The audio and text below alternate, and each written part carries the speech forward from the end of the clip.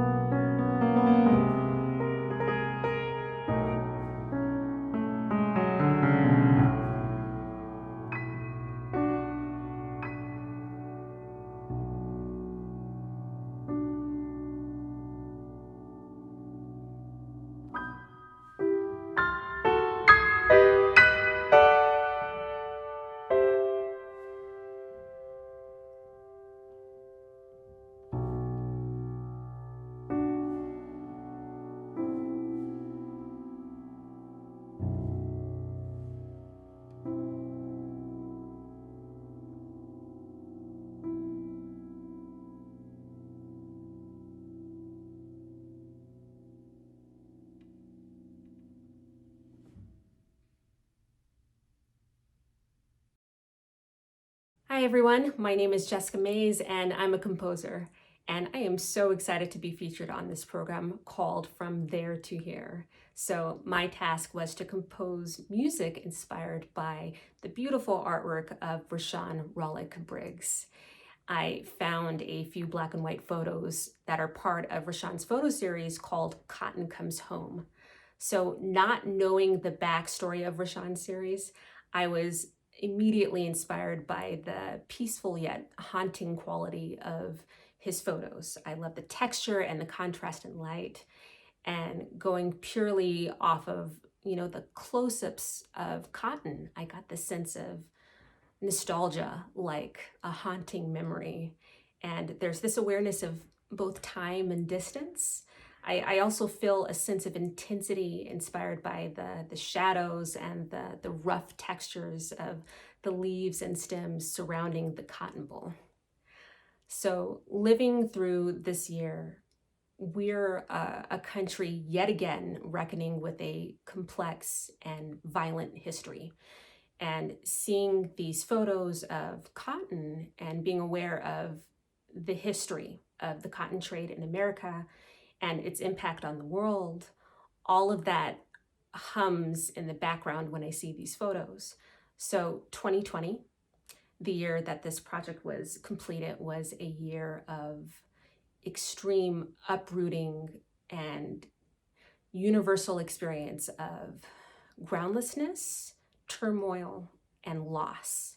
So the uncertainty of this period resonated deep in my chest, always buzzing like a bee trapped in a well. So my suite, which I titled A Bee in the Hollow, contains 4 meditations inspired by the evocative stillness of the natural world, but also the ubiquity of groundlessness.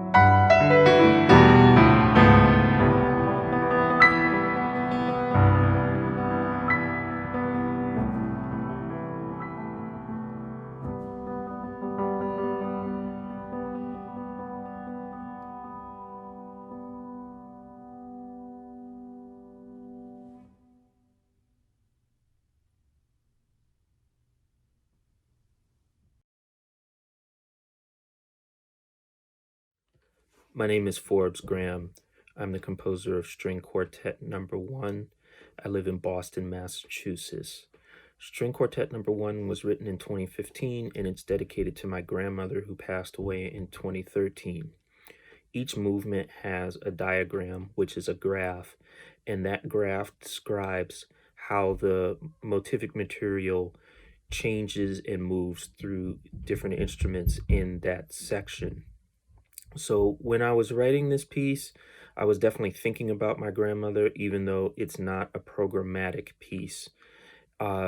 She was an educator, and she was somebody who, you know, I spent a good amount of time with her, but of course, once someone passes away, you always think about the time that you wish you had spent with them. And so, writing this piece was, for me, an attempt to process some of the grief that I have around her passing, and it's part of the journey that I'm trying to make to closure regarding that. Another thing to note about this piece is that it's the first string quartet that I wrote, and I'm more known as a trumpet player and a free jazz musician. And so to have the opportunity to present this work is very meaningful to me, and I'm very appreciative to New Gallery Concert Series and to the performers who played it. Thank you very much.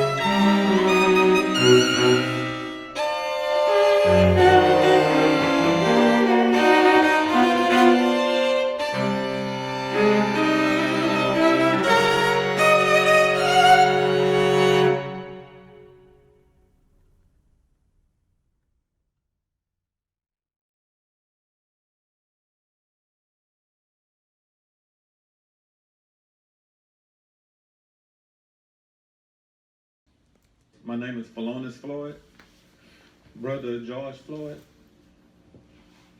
Well, we come up together. We didn't have much. Our mom did what she could.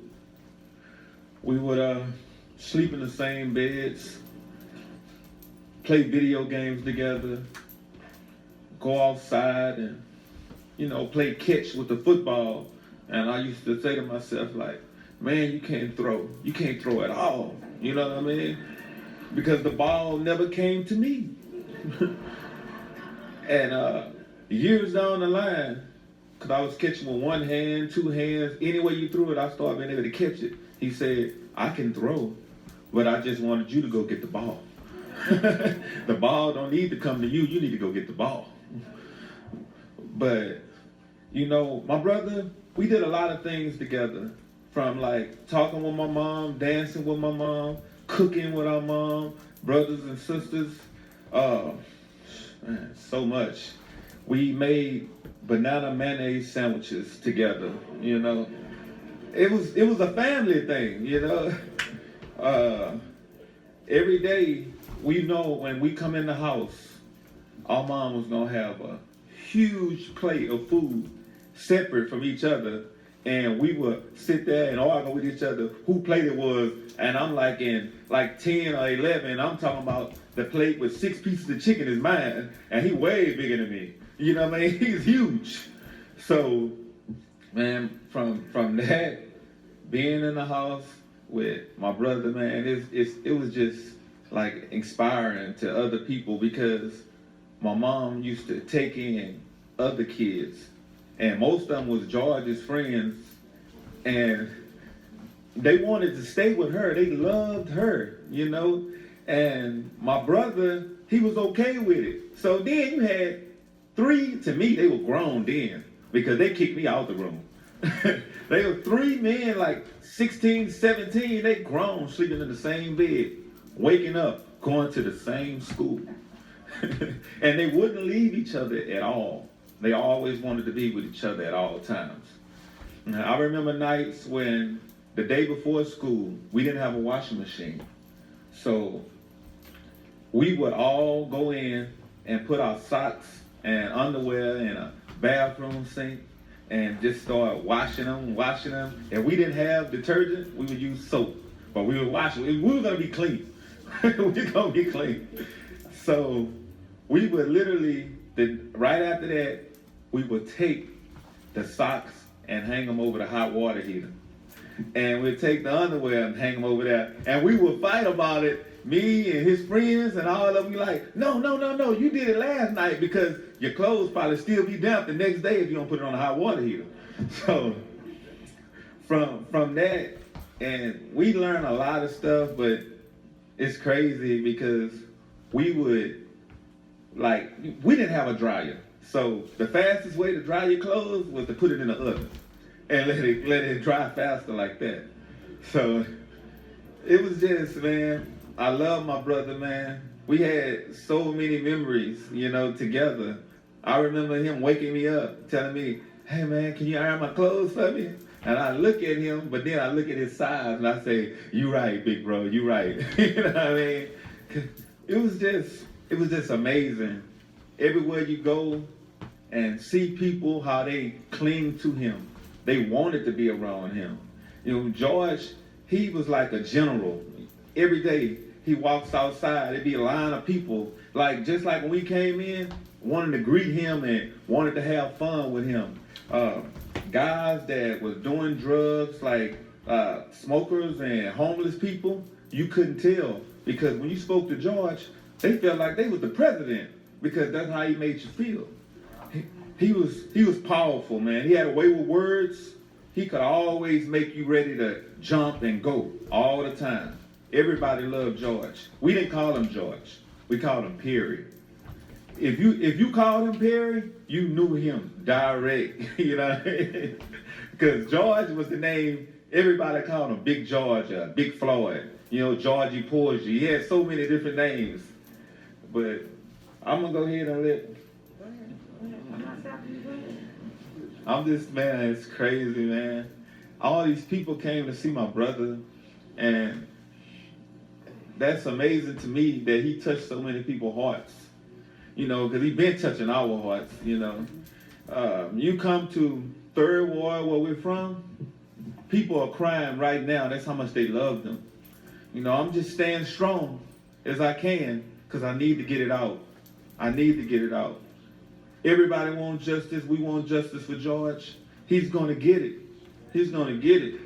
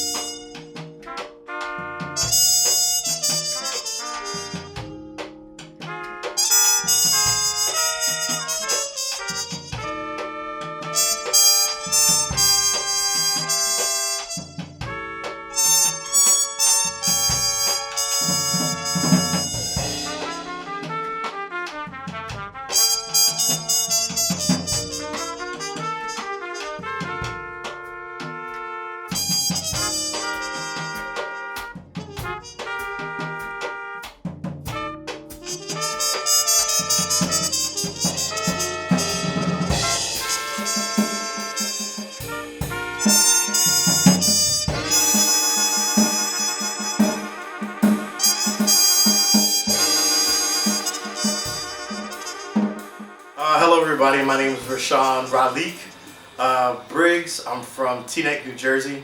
I went to Morehouse College, class of 1996, and I currently reside here in Los Angeles, California, where I teach at Hollywood High School. This is my first opportunity to share some of my imagery and some of my artwork with public, so I'm really excited for this opportunity. I'd like to thank the New Gallery Concert Series for giving me this forum and opening to collaborate with some great artists and create art in the moment. One of the things that inspired me to start taking photographs in the very beginning was my father. He's the first person I saw pick up a camera, and it wasn't until my sister started taking pictures of her friends in middle school and high school that I sort of got jealous and wanted to take pictures of my friends. So I want to thank them, my mother, for supporting and encouraging my father, my sister, and my whole family, Briggs and Hilton families, for the support. And so many of my friends have always encouraged me to try to take the opportunity to kind of share with the public. So thank you, New Gallery Concert Series, for giving me this opportunity. One of the photo series that I wanted to share with you all is called Cotton Comes Home. I named it Cotton Comes Home because this cotton that was photographed and shared, and I'm sharing with you these images that I took, was actually in Summerton, South Carolina, where my grandparents are from, the Briggs family and Hilton family. And it was actually on the land that belongs to my grandparents, the Briggs family. And my dad and I were just out looking for some firewood because it was cold. And we, just kind of walked through the field, and there's soybeans, and there's also this cotton that was actually older. It was way past the time that they would actually grow. And so we just kind of walked around and just realized the value of, what we were seeing and kind of experiencing. And so something that turned into just getting firewood turned into an opportunity for me to photograph my dad gathering some of these bales of cotton and pieces of cotton from out of the ground, and just deciding to take them back to New Jersey and have them actually flown out to California so that my students here could actually see what it looks like to actually see cotton up close. And so in some of the images you'll see pictures of the cotton plant, you'll see pictures of my father, you'll see pictures of the field behind with some of the older woolly cotton. And in some of the ones you'll see up close actually how the cotton looks. And I thought it was important to kind of take that photo because it gave people an opportunity to see some of the details in the cotton themselves that you don't actually see, and get opportunities to see. So one of the things that my father and I created was a couple of things based upon this series. So one of them was actually framed art. So this is some of the cotton itself that we picked where you can actually see it pressed up against the glass and see some of the details inside of the cotton themselves and also the part that covers. And then, you know, we just kind of put together some bouquets of different things that kind of highlight the importance of cotton. One of the things that comes with this series is, as a teacher, is obviously education. And so I felt it was important to talk about the history of cotton to the United States, to the economy of the United States back in that time, and how it still affects our country to this day, and how the United States is actually propped up on cotton. That's sort of what built the economy that we sort of stand on as one of the superpowers in the world. And so I felt like breaking this all the way down to the very basics of what it actually was. It came down to this plant, and it came down to the free labor that picked this cotton, and that sort of propped up a lot of the companies and things that built from that. So I wanted to kind of share that with friends and family and the public. And cotton comes home because I felt like for the idea that I was actually in my hometown of South Carolina, you know, where my parents are from, always sort of like considered my hometown. And I felt like that was important to show how the importance of cotton and what it represents actually hit home for me. So that is Cotton Comes Home. I hope you enjoyed it. Thank you.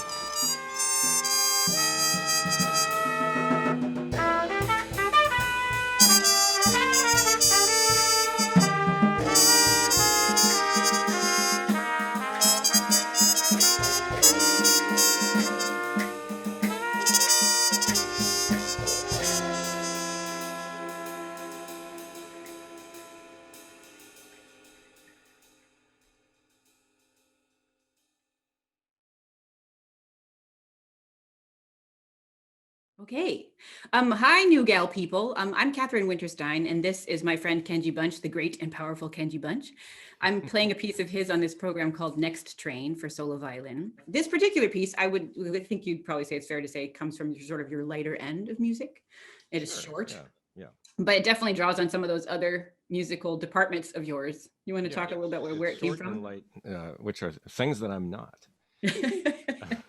I think of myself as kind of an explorer musically, I guess.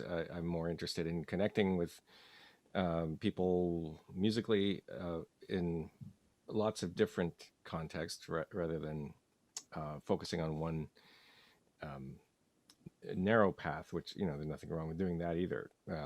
There are so many train songs in that you know, Americana music, and well, I mean, American culture, folk music is so, there's just a lot of train stuff because trains were important back in the day. And so I thought it sort of fun to throw in a bunch of quotes of train songs. Chattanooga Choo Choo. Yep. Night Train. Mm-hmm. Folsom Prison. Mm-hmm. Crazy Train. Right, Ozzy. That's the Ozzy quote. I don't often play a lot of Ozzy on the solo violin, so that's fun. Yeah. I didn't even have to bite the head off a bat or nothing.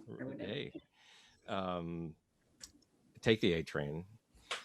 And we end with it's just sort of an oblique reference to Orange Blossom Special. The one thing I was going to say about this, Sarah and I were talking about this in a while back, and because it's hard, I knew this piece would take me a little while to bring up, and so I started to try to practice it earlier in the fall, and I couldn't because it's such an American piece, and it's so lighthearted, and I just couldn't find that within myself at all. Everything had been so bleak that I couldn't think of anything associated with Americana without feeling anything but sadness. Anyway, yeah. I was able to practice it, you know, in November suddenly. But I wanted to ask you, does this piece sound different to your 2020 ears? So it's a nice, pleasant surprise to find out that I apparently wrote this and that I like it. That's cool. And I like it. You play great. You sound really awesome. Okay. Thanks. Yeah. Thank you. Well, okay. Well, I guess that about covers it. Thanks, Kenji. This is awesome. It's great. And thanks, Sarah, for having us on this program. And enjoy, everybody. So enjoy Next Train.